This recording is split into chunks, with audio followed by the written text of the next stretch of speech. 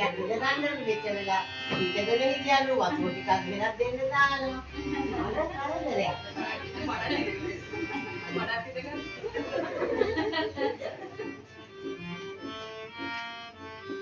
ආ කියන්නේ මම මොකද කියන්නේ යන්නේ?